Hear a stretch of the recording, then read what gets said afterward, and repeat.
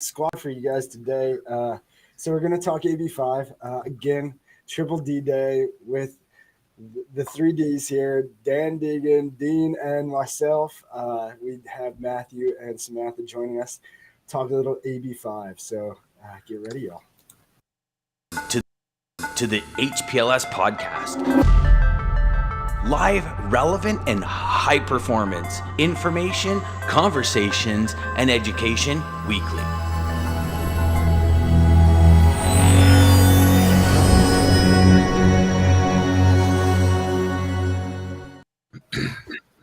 This full squad is fun. I love seeing everybody here. That's crazy.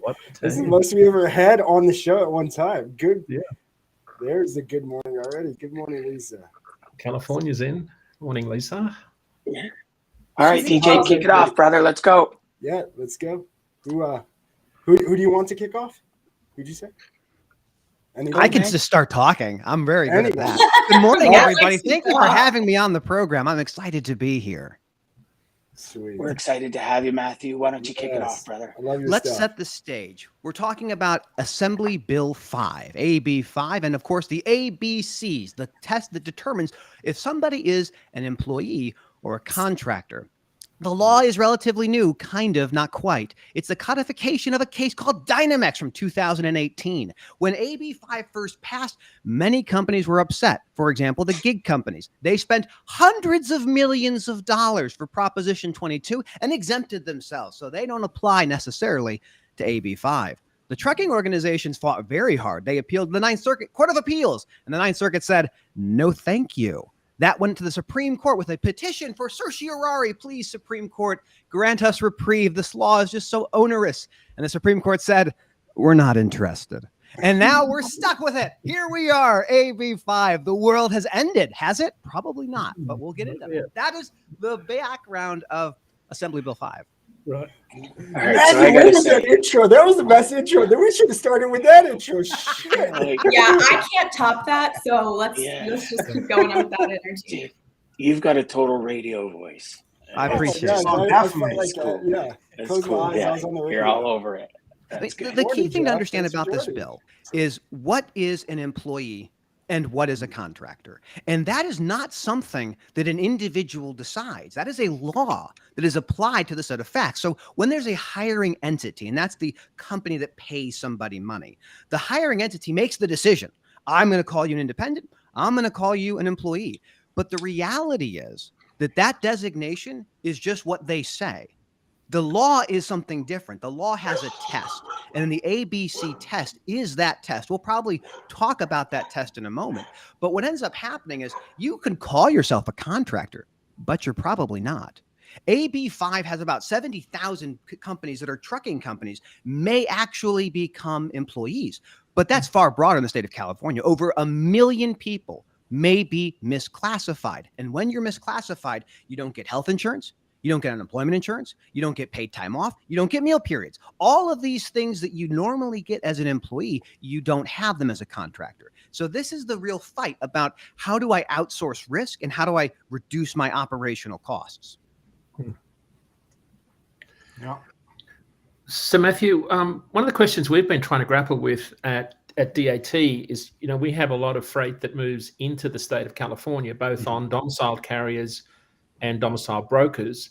And of course, there's been some precedent around some out-of-state brokers in relation to CARB violations in years gone by. So one of the questions we really are struggling to answer is, and I'll preface that by saying some of the advice some of our financial experts outside of our company have been giving carriers is to load into California, but deadhead out. Don't load in California, which of course, California is a big state. And that's a lot of miles, and that drives up everyone's costs. But the question is, for a non-asset broker in Wisconsin, for example, that brokers a load into California, what are the implications for them, sort of short-term and long-term, on their business? I love that question. And what you guys do at DAT is absolutely phenomenal. I think what we can talk about, again, this is not legal advice. Anyone watching, get your own lawyer, but this is kind of high-level hypothetical. If you are a non-asset-based broker and you are working with independent contractors, this law doesn't change much of anything for you. What this really focuses on is this, again, that ABC test. Let's spend a minute and walk through the ABCs. So the first one has to do with control. What kind of control do you exert over that driver or that independent contractor?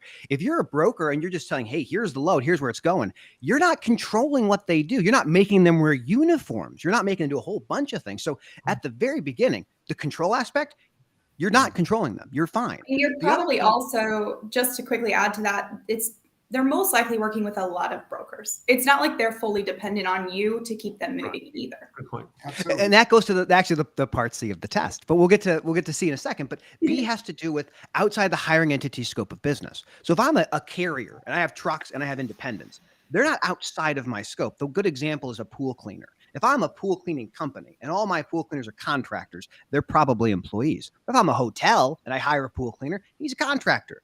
That last piece, what Samantha brought up is, what is your independently established business? If you only have one customer and that's all you work for, you're probably an employee. But if you are someone who's using multiple brokers, you're probably not an employee of any of those brokers. So this is a really interesting thing that people should be aware of. This law, AB5, is not different than it was 5 years ago. In 2018, with the Dynamex case, same laws were applying. And before that, there was Borello, and I think it was 89. So these laws have not changed substantially. The way we talk about them and panic about them, that certainly has changed. Yeah, I'm glad you mentioned that, Matthew, because from your comment that I did share in our post, you mentioned about codifying and about it's not really changing, but just we all of a sudden cause this uproar of let's make this more than it is. And I think Dean's done a great job with that.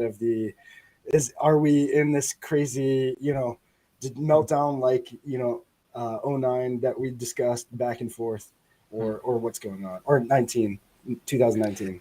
I would like to say that I think one of the things that's different about this, and I hear a lot of people talking about it. I've been following Matthew's information on this, and we talk about it. And I said, man, I keep hearing from, people in trucking. I keep hearing from lawyers, from brokers. But what I wasn't hearing from is like the actual companies in California, either the big brokers or maybe they own asset trailers and they're contracting their power. And I was like, why am I not hearing anybody talk about that? Like, what is their angle?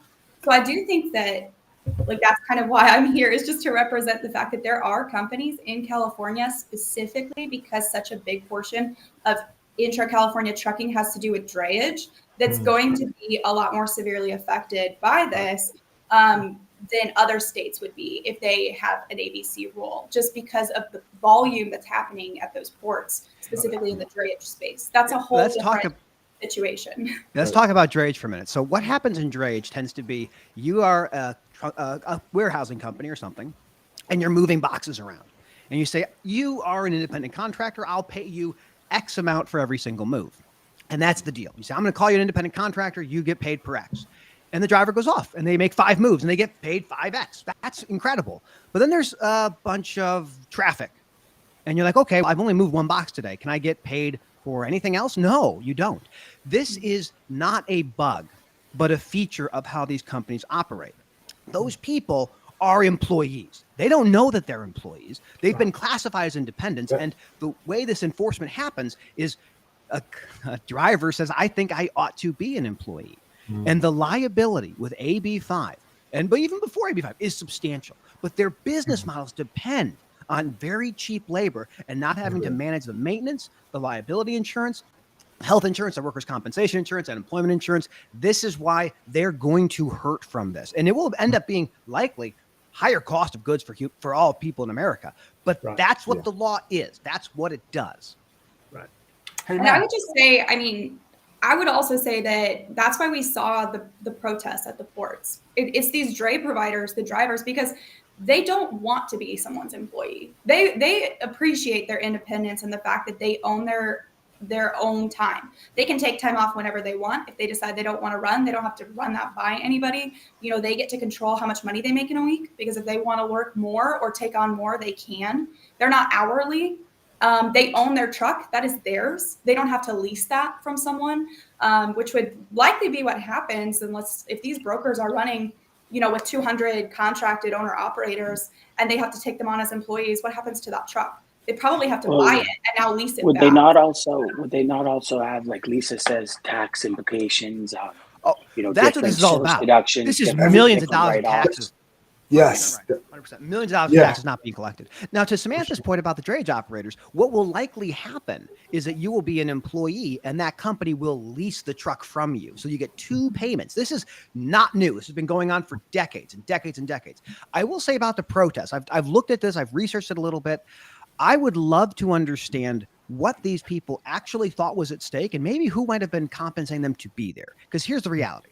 You think that you're an independent company, and then this AB5 comes and you're not. It's not true. It's not true. The test is a system that looks at the facts of the matter of how you work with that hiring entity. And these people, just like Dynamex, they were employees all along. They didn't know it. And these people who think that they want to have that independence where they can go and move as they want, I think they're going to lose money. That's what they ultimately think, is they're going to make less money. Probably not the case. When you're getting paid for your asset, you're getting paid for your time, you're getting paid to wait, you're getting meal periods and benefits and all these other things, you will probably have a better outcome. And that's just the nature of how these independent relationships work. If these people want to be independent companies, they certainly can. Make a company, make an LLC, have multiple clients. You can be an independent contractor. This law does not stop you from being independent. But let's talk about that for a second too, because this was a new realization for me. I think that AB5 in the context of like long haul trucking, it's not a big deal. I mean, because if you still want to be independent and you want to be yourself, slap an LLC on the end of your name, on the end of your truck, whatever, and start handling it. Well, now you're handling your own paperwork, you're handling your own, invoicing, you're doing all of this for every load yourself, but that's no big deal if you're doing 3 loads a week, right? Absolutely. But drayage providers are doing 5 loads a day, and they have to do all of that themselves.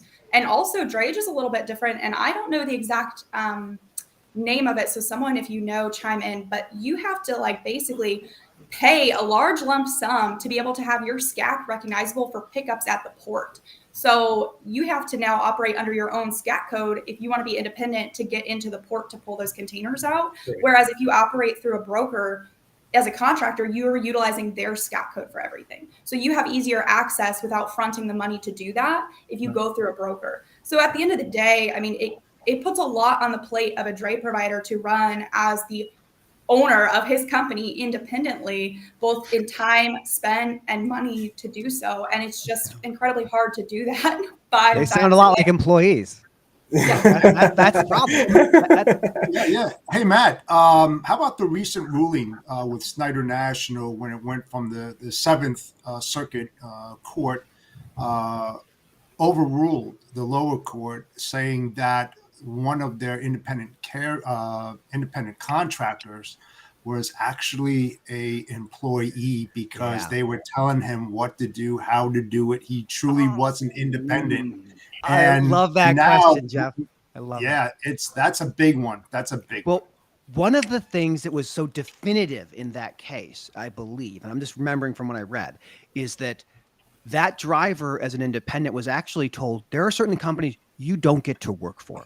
You have to ask us for permission if you're going to haul for Werner or Hunt.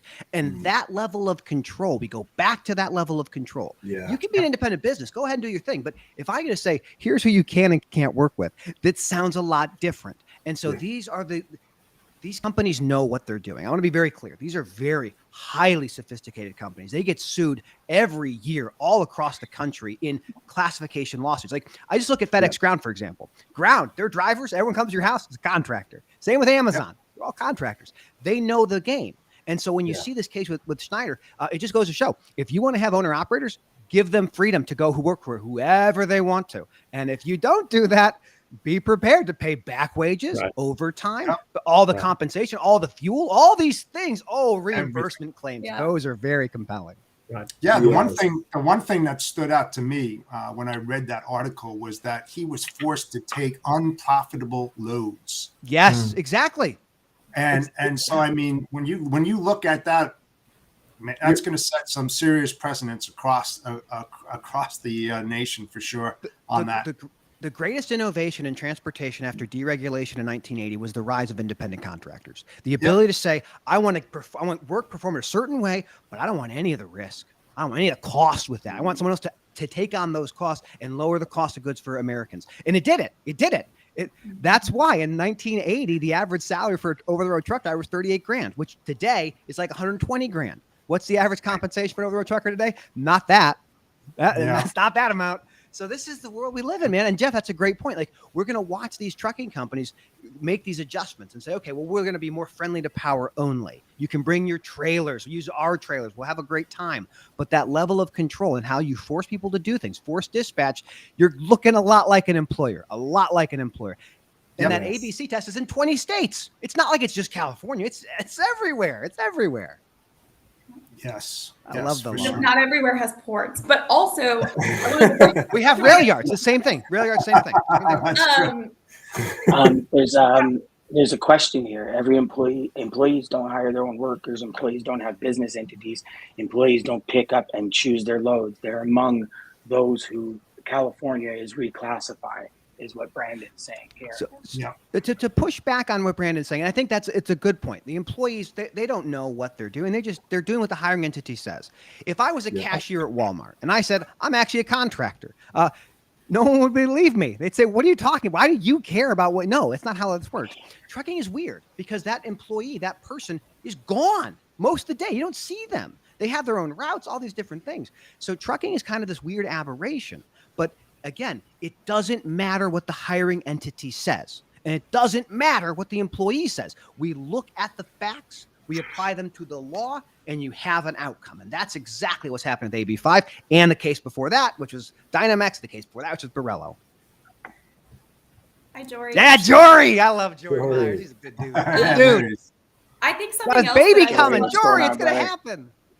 Something I want to mention too about California is that I just kind of find interesting is that there will be opportunity now for the union to expand their footprint in California, because if these employees, if these independent contractors are going to now become employees, and you have whatever it is, drayage providers or trucking companies going from 10 employees to 250 employees now, then your union is going to be knocking on that door wanting these people to unionize, and they might choose to if that's what they decide to do. So it's also an opportunity for union expansion in California. I like that point. I think we can, if I can talk about that for a moment.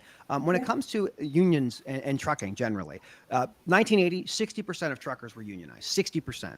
Today, it's less than 10% in most cases. So the idea that a union could come knocking on your door and convert your people, it's always a risk. It is always a risk. Companies like OD, for example, don't have that risk, generally speaking, because they pay well. They know how to take care of their people. So if you want to avoid unionization, take care of your people. That's the answer. Yes. If your answer is the only way to stop the union is to make everybody contractors, you're going to die. You're going to get eaten alive by companies. Such a great point, Matt. That is. Yeah. Take care of your employees. You don't have to worry about that then. I did some fishing on that, and I think pretty much what I'm hearing is that in order to take care of your employees, number one, just be a good employer, right? Like, be a good person to work for. But then when it comes down to pay also, essentially you'd have to be $30 plus an hour for your people to avoid the temptation of the union helping get higher pay. So you're looking at $30 to $35 an hour for all of these like 200 drivers you just brought on as employees. And that goes back to what we talked about already about just the increase in costs for these brokers, and we know that everything gets passed along. And I can't name sources, but I talked with one pretty large drayage provider on the West Coast, and basically what they said is that they've seen the cost right now dropping for transporting these containers, and it's coming down maybe $50, $75 a container or whatever it is, and they've been seeing that recently. They are not going to pass that along to the customer yet, because they might, once these rules come out for what exactly has to be done for AB5, they're expecting their costs to go up. So they're like, we put ourselves in a bad position to say, hey, let's give you a break here. And then in 2 months, all of a sudden, we need that and some more. So there's cost savings right now already that could be passed along that are hanging in the balance because of just the uncertainty around AB5. There's two things I want to mention. Go ahead, Matt. There's just one thing that I've always wondered when it comes to Dray, and I apologize for my voice, everybody. Dray seems so cheap for the amount of time a driver sits under a can. Right. Like sits in line in the port, gets the can, gets out, gets delivered, and gets back. It's pennies on the hour, I find. Like that's what it's supposed to be, because they're employees and they know that. They don't know it, but that's why it's so cheap. I mean, if they had to pay, and we'll talk about the penalties and why this is going to be so compelling for so many companies. But I had 50 employees in the state of California. I had captured garages for the largest parcel carrier that has ever existed in California. So I know the nature of like classification and all the liabilities. But to your point, Dan, why is it so cheap? Because they're not paying for it. They're not paying the real cost. The state of California does. California's having to pay all the expenses that person can't do on their own. But to talk about like what happens next, this is what's so interesting. We didn't talk in the other stuff about PAGA, the Private Attorney General Act, but this is how people sue to change the classification of what they've been decided at. And the penalties you have are not only attorney's fees. So I sue you for $500 an hour. Everything that I get in my time, you pay me as a company. But you have to pay back wages, pay overtime, pay all of the benefits, the fines for not carrying workers' compensation. These types of things are uninsurable losses. No policy you can buy from Travelers or State Farm will cover misclassification. So people can be on the and talk like this is a terrible law, to call this problems. But when you get sued and you're dealing with classification, you will likely go bankrupt. You're talking that tens of thousands of dollars a month in litigation costs.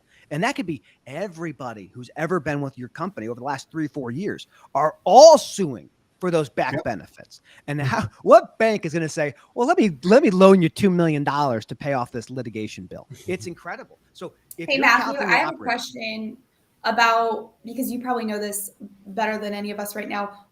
Where do we stand with AB5 as far as we know that it's coming, we know that it's here, but I feel like companies are still kind of just sitting, going, what exactly do you want from me to ensure that I am going to be compliant with this? Why have we not seen that yet? And when is that expected?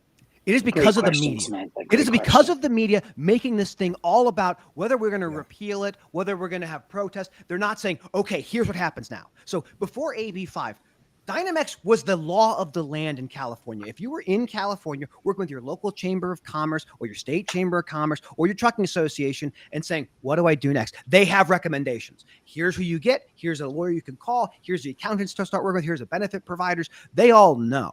But from our side in the national media, it has been, well, they appealed it to the Supreme Court, so maybe it'll get reversed. Anybody who was watching that case would have said, of course it won't. Of course it won't. If classification at the employee level is a state thing. It has nothing to do with the feds. Even we have a very conservative court, some would say, they're not going to take this case. So Samantha, that's an amazing question. It's an amazing point. And it just goes to show the media has done a disservice to the companies that have to deal with this. They're left saying, I don't know, maybe it'll get repealed. It's not going to get repealed. It's not going to get repealed. It's there. It's there. That's what it is. So who in the state of California, I mean, the state of California needs to give very clear guidelines to the companies in California on here are the do's and the don'ts, and here's what's going to land you in a big litigation if you don't do this. Because these people, you know, I've talked to some people out there, and they're basically like, man, the first person to try to adjust to this is the first loser. Because nobody knows exactly what's supposed to be done. They know it's going to cost a lot of money. And then if they try to change and they get it at all wrong, and you mess something up and you have to redo, or you're not actually going to be, compliant once the clear rules come out. So everybody's just kind of waiting. Not everybody, but at least let's talk about the Dray.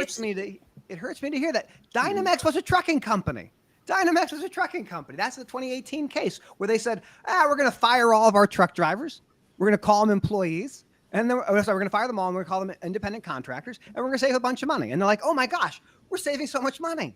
And then they got sued, and they lost. So like the idea that companies need to wait, that's wrong. If I was giving advice to any company now, is call your attorney and say, look at my independent contractors, look at my contracts. Because again, FedEx and Amazon have done this for a long time. They know exactly how to avoid liability. Yeah, they're not getting caught. They're not getting caught. They get sued every year. Every year every year they win. I got to get moving, everybody. I apologize. I got to get to radiation. But Matthew, Samantha, Jeff, Dean, thank you so much for being here. DJ, as always, buddy, you're a rock star. Thank you, guys. Thanks, Dan. I'll catch up with you all after. Definitely. Matt, so being new to you made a comment about it just being an expansion of something that's already there. So I'm not familiar with all of the crazy rules and laws, but was involved in sales side of a sales organization trying to open up new offices. They're an ADT authorized dealer, and just opening into California, and this was maybe 12. And even then, there were so many different hoops, laws, and regulations, overtime, this, that, and all of these things. It seems very familiar to this. So is it the same? Is it just a little bit different? Is it something they made bigger? 100% the same. In the state of California, I'm not speaking as if I'm in the state of California. In California, we care about meal periods. We care about overtime. If you work over 8 hours in a day, you're getting overtime. It's not about 40 hours in a week. It's about 8 hours in a day. So California's version of how they pay people and how they calculate time is really big. If you miss a meal period, and with mobile guys with ADT, they miss a meal period, what's the penalty? 1 hour overtime and a fine.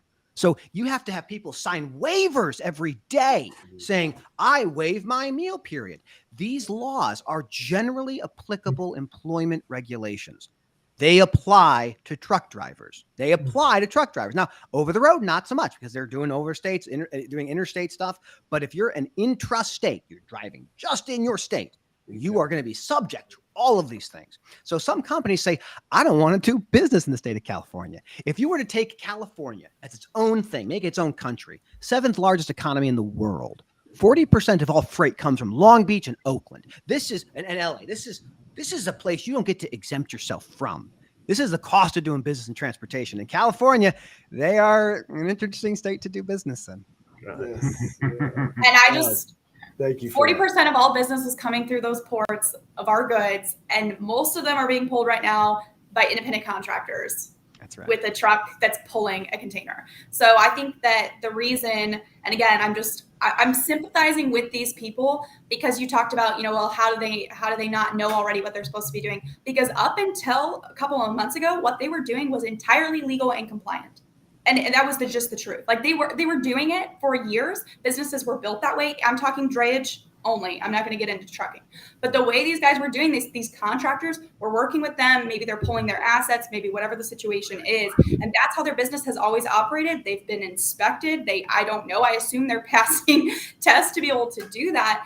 And so I'm just really curious to understand, if it wasn't legal all this time, why has that been how it's operated? That gets to PAGA. So let me give me a moment, DJ, and everyone, to kind of set the stage. When did Pluto become not a planet? What changed about Pluto? What changed about it? Well, it doesn't. Does it not have enough moons or something? No, that's a good question. Let's go through it. So what makes a planet? The first thing is it has to orbit a star. So it orbits the sun. Mm-hmm. Cool. It has to have a ball. It has to be a sphere. We call it hydrostatic equilibrium. When it's a sphere, that's the next part of the test. The final part of the test is it clears its orbital path. So as it goes around, there's other debris, and Pluto doesn't clear it. Same with Ceres. There's an asteroid in the asteroid belt called Ceres. 25% of the mass of the asteroid belt is Ceres. This is an amazing. You look at it, you go, that's a planet. Here's the thing, Samantha. This is why I go use the planet analogy. Just because we change the definition doesn't change the characteristic of the thing. So these drayage operators, there's a test that says what they are. The challenge is California lacks the resources to enforce and audit all this stuff. They defer to the hiring entity. When that person then says, I think I might be an employee, the state of California says, we assume you're right. We assume you're an employee. We assume that hiring entity is wrong. Prove me wrong, hiring entity. And so this thing of the drayage operators, they were employees all along. They didn't know it. Now, what happens in California is this thing called the Private Attorney General's Act. What that means is I can, as a state of California, give the right to enforce those laws of California Labor Code to a private attorney to sue on behalf of the state of California to enforce the laws. And when that happens, that PAGA claim, 75% of what you get goes to the state of California. So what's going to happen over the next period of time, now that the attorneys are like, wait, I can make a ton of money suing people that wrongfully classify people? That sounds amazing. So these drayage operators, they don't know. Their job is to know how to move this box to that location and back again. That's what they're good at. That's what they do every day. They don't know that the hiring entity intentionally or negligently misclassified them. Goes back to the planet. It's a great question, great test. And you just got to apply the law. I think I'm excited for the people who would prefer to be employees and didn't understand that would be like maybe that they feel that's in their benefit, but they just didn't know. So I think this is a good thing for the people, right, who want to be an employee and they don't want to have to do everything themselves, and they want someone to provide their insurance and their overtime and whatever that is. And I'm like, truly hope the best outcome for these people. But then the part of me that's like, if you want to do your own thing, do your own thing, and don't make anybody else tell you what to do, is like dying inside for the people who want to stay independent, because there are going to be some, right? And so, I mean, I guess they'd have to, what do they do, Matt? Let's talk about that. What did those people do? Could they potentially, instead of trying to become their own, handle everything themselves, could they just diversify out and now run Dray moves for 3 different brokers? Like, is that 100%? I recommend, again, not legal advice. Don't take legal advice from a television show. But the advice I would give to somebody hypothetically is start a business, make an LLC, get multiple clients, run your own operating authority, do the way you want to do it, and you'll probably make more money too. The reality is that you can still be independent. There's a ton of independent companies in the state of California. You just have to make sure you satisfy all these tests. But I would talk to the California Trucking Association, Harbor Freight Association. You can ask them, hey, I want to be protected. I want to have my own company. I want to carry my own liability insurance and manage my maintenance and all of these things. So that's how I would kind of look at this. And I would explore ways to continue being independent. Jeff is back. Hello, Jeff. Good to see you, my friend. Hey, and I will say, going back to your point, Matthew, in the beginning, I mean, it's if they're doing only work for one company, they are an employee. I mean, and you should just know that to be a company, you're doing work for multiple, businesses, and you're just handling it on your own. So DJ, if we take that into like consulting work, it's in our industry too, right? Like you can be an independent contractor, 1099 as a consultant. So a lot of times a company will hire someone to consult and even go so far as to give them a title. And like you basically work full time for this company as their director, as their VP, as their CFO, as whatever it is that they're hiring you for. And you might choose to do that for 6, 12, 10 months without doing a single other thing. But the point is, if someone knocked on your door in month 8 and said, I want you to consult for my company, and you say, okay. Because you don't have to go get approval to give any hours of your time to somebody else now and make money there. So it's just like you can be content with working with one person as that contractor, but you don't want to lose the freedom and the autonomy to say, but I also want to be able to make money when it comes knocking on my door and I like it without losing what I'm doing now. So again, I'm just like, I'm trying to be like this sympathetic antagonizer, right? For the other side of this situation. But these are things that come up to me because I always try to like play both sides of the situation, where I don't want to be locked in as your employee because, man, if someone said tomorrow, hey, here's what I want you to do and you can make money, you could do it. But when you're someone's employee, you don't get to take on these like side hustles in the same industry, giving hours of your workday also to that. So there's a difference there as well. Yes, no, great point. Now, I have a question from Dean. And Dean, you want to say the question and I can answer it for the folks on the... It's a question that's been asked a lot by carriers and posed by some of the leading financial experts in the industry, and it is related to some of the options that are given out. Includes, moving out of the state, move your residence out of the state if you're an owner operator, get your own authority, which you've covered. We've talked about becoming an employee, but option 4 really raises some concerns to me because I don't fully understand and it doesn't quite make sense. Option 4 is for an owner operator to avoid, I guess, AB5 and being caught up in the compliance issue. Option 1 of that would be you can deliver loads into California, but part 2 cannot pick up loads in California. Could you explain that a little bit more? Because it doesn't quite make sense to me based on what I've heard today anyway. Yeah, so It doesn't make a lot of sense to me either. The question I would be asking for someone thinking about this is, when do you have to be concerned about being classified as an employee? So first of all, you have to have a person who wants to be classified. So California is not coming in and auditing everybody. What's happening is big companies are saying, okay, I have a brokerage business, I have an asset business, and maybe in California, if I put my own independents out there, they're going to be employees, they're going to sue me, and I'm going to have a bunch of trouble. If you're an owner operator and you're using a broker who is not asset based, who is just doing the brokering thing, you're not going to get classified as anything.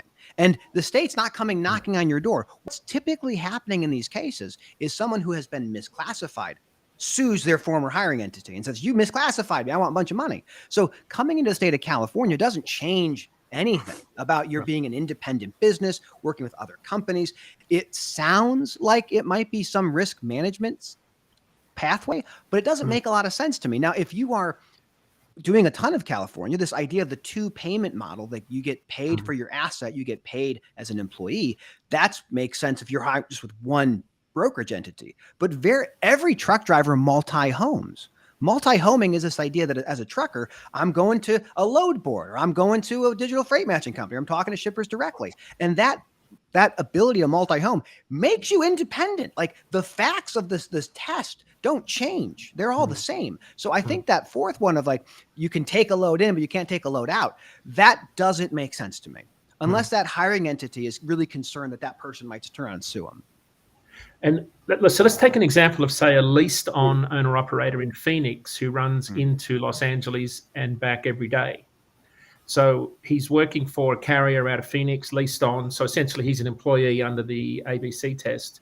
Yeah. And then he goes into California. If he was working for just one company on the return load out of Los Angeles, they would be caught up in the ABC test. They would fail the ABC test, if I understand it. 100%. I mean, and that's a great point. So the ABC test, again, it's California uses it, but so does 20 other states. So you actually might have people that are operating as independents, not realizing they're actually employees. And this leased business where you, as a trucking company, give them access to the asset and they're paying you something for the asset and all this stuff, those models may not survive in this environment. I think you're going to have a lot of challenges there, especially if you only have one person giving you all the work. That's not likely going to be a good solution.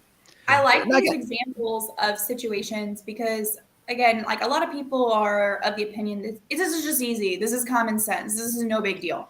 But there's always going to be, like, those niches where there's certain situations where it's like, no, you have to think a little bit harder now. Like, is this or is this not? And just especially with, I feel like, the state of California, because it's just so unique in what it does and the business that flows in and out of it. And like you just said, Dean, with the surrounding states, that happens a lot. Containers move a lot, or even just from warehouses right across from California to Nevada back to California, and just those type of situations. So I just think it's interesting that everybody has to figure out, what does this mean for me based on our model and how we're executing.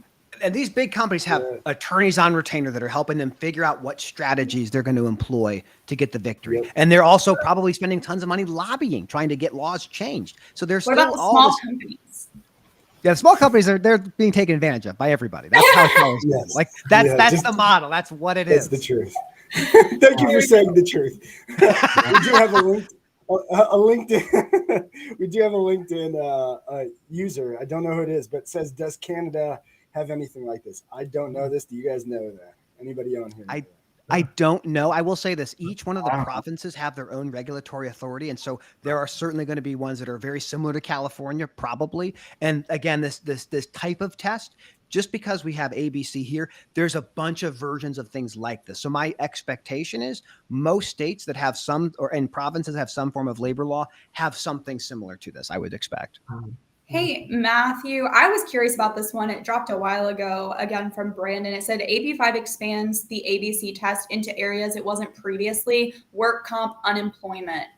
Do you know anything about that? I know exactly about that. It was always there. So, okay, yeah, that's good. I love esoteric legal things. So, no, if you misclassify somebody, what do you have to pay for? And what typically happens is you have to pay the unemployment insurance, you have to pay workers' compensation insurance, you have to pay all of these things. And those happen when you misclassify. So the expansion of these things is not new. When people were suing under the Dynamex case and under the California labor law, they would have those as additional penalties. And the state of California would assert those penalties. So I would suggest that it has not expanded what Dynamex was doing and the actual liability you face. Because the reality is, if you own a business, the two things you can't miss are your insurance payments and your payroll.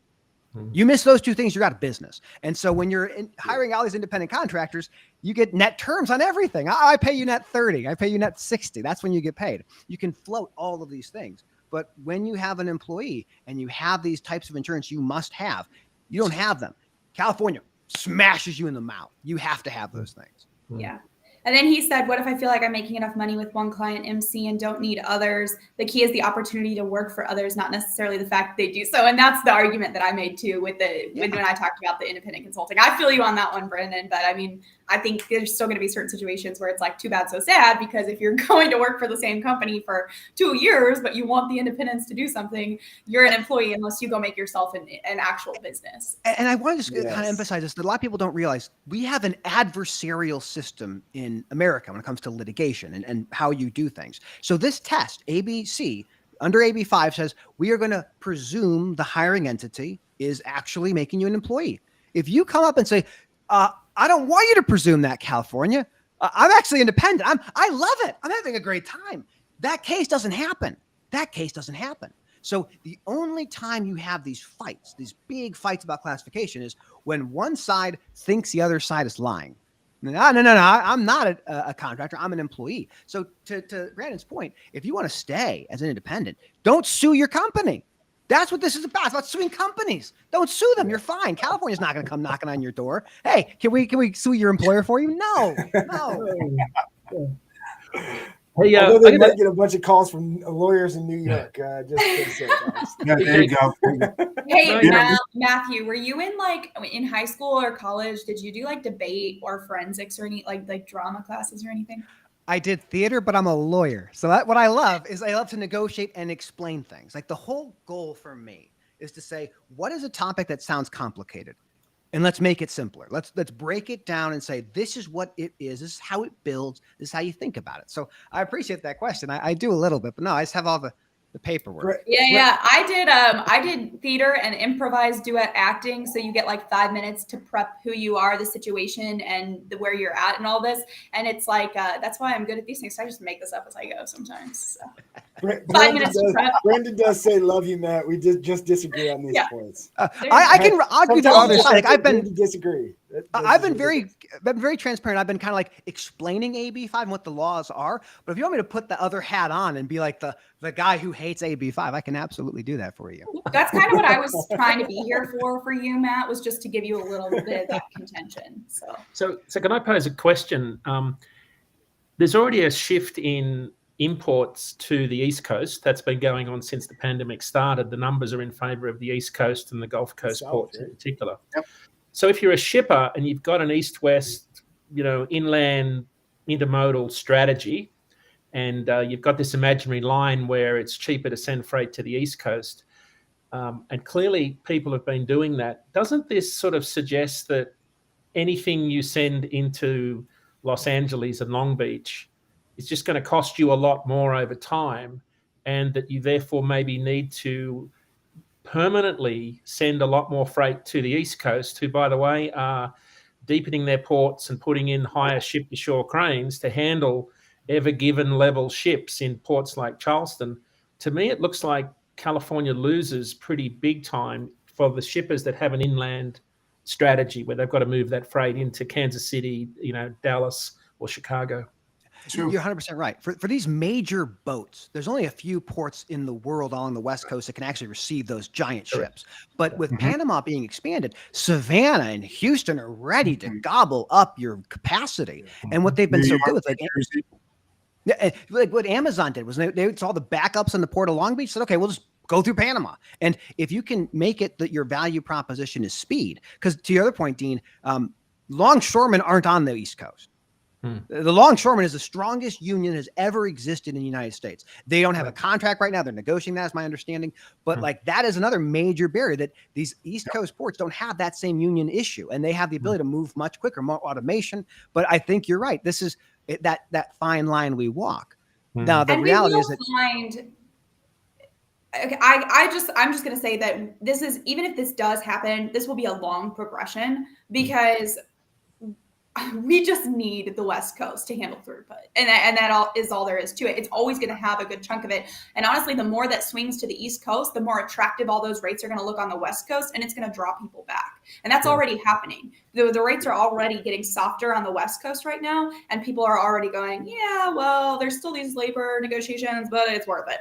Because there's this congestion on the East Coast, because the East Coast just isn't ready to handle it. And they're building it out. But something that I found interesting when I toured, this was like back in 19 or 20, I don't remember. I toured the port of Savannah, and they talked about how Savannah is poised to become a giant, because they have bought and have access to all the land around the existing port, so they can continue to grow out more terminals, I'm going to get the word wrong, but for the ships to come up and actually offload, whereas a lot of other East Coast ports are landlocked and there's no room for expansion. So you can try to automate what's already there to help it go faster, but you're not going to actually expand the entire operation, because you're going to have a hard time getting any more physical footprint there. Right.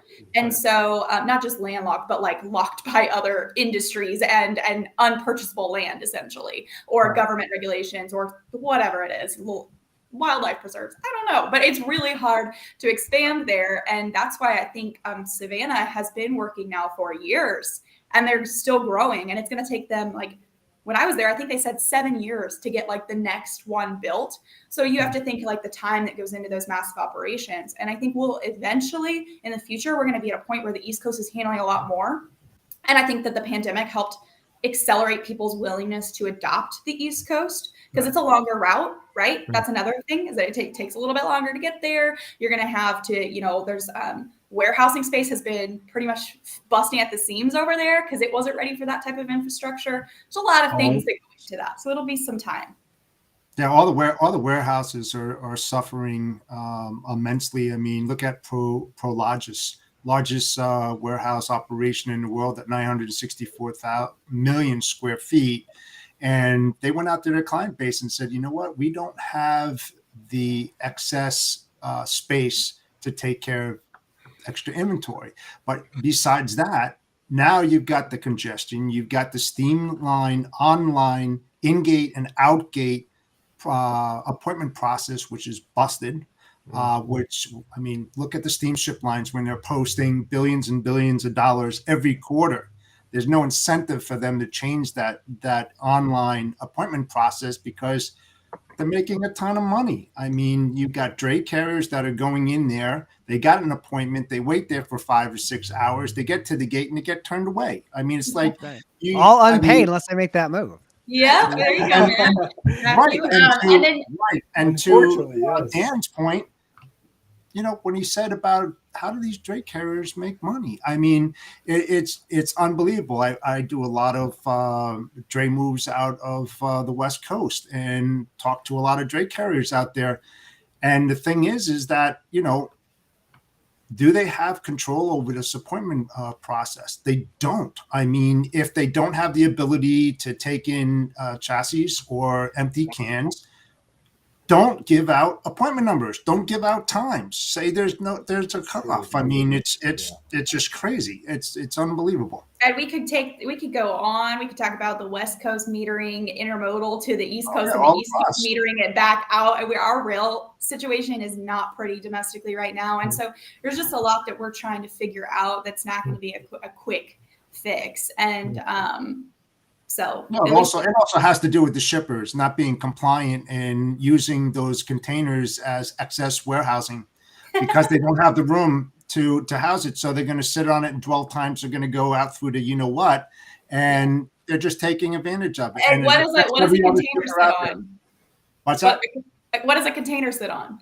Sits on a chassis. And how many of those do we have just laying around as extras right now? Well, the other thing is that they can't rebuild the chassis as well, just like the automotive business out there, where they have, problems with chips and coming in from the packed rim. Well, guess what? A lot of the chassis out there need some of these parts as well. So they're not readily available where you can fix these, retrofit, or whatever you need to do to get them roadworthy, to get them back to where they need to be. So that's another problem within the system. Just to build off of that point, when it comes to chassis, there's about 500,000 some odd amount, but about half of them were built before 1997. Isn't that exciting? Doesn't that make you feel safe on those roads? Yeah. They're I want to talk about that, Matthew. That's a horse of a different color. Yeah.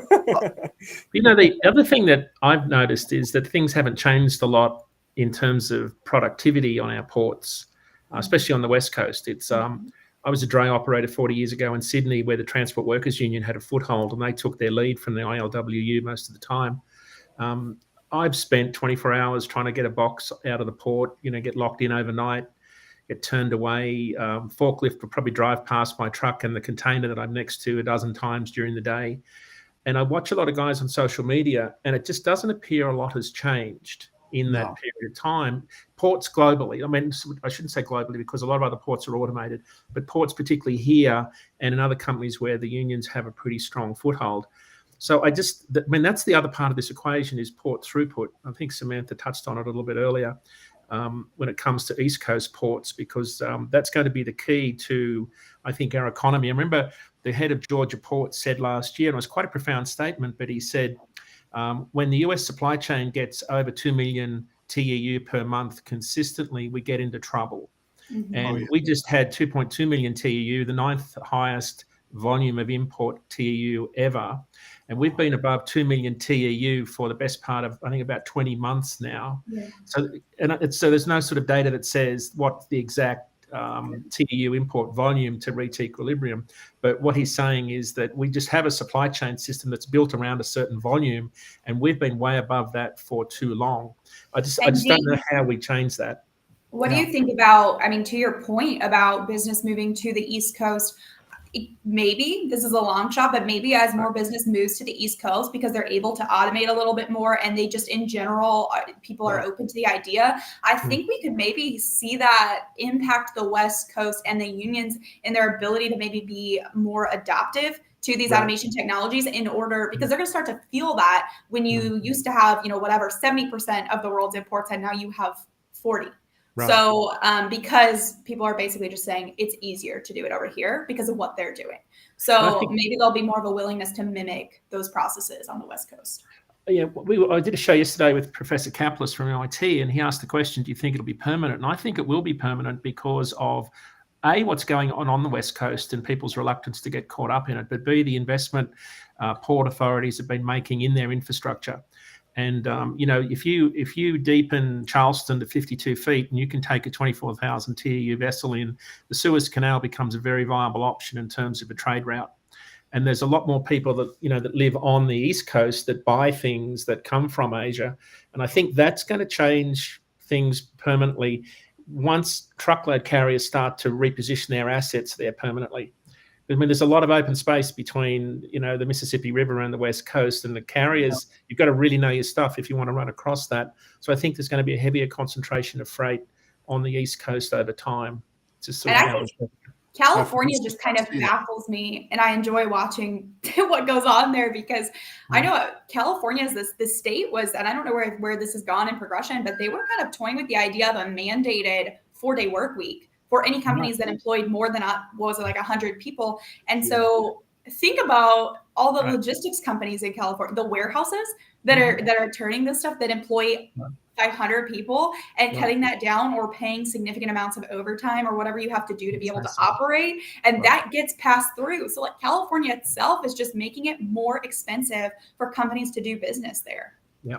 Absolutely. Well, and Dean, to your point, and Samantha, to your point, obviously COVID caused this shift. We are having this great shift of, okay, let's figure out all this outdated, to Dean's point, outdated system that only allowed us to bring in X. And now we need, there's crazy stuff going on over here. And this is typically the old way because we only brought in so much TEU. This is where we're coming from. Well, now we're shifting everything, but it's just, collaboration. I mean, we talk about it all the time on the show. It's collaboration, and it's pushback from certain groups and certain things that aren't willing to shift when everything else is saying we need to go this way. They're saying, I want to stay this way. Right. Yeah, there's a huge lack of it.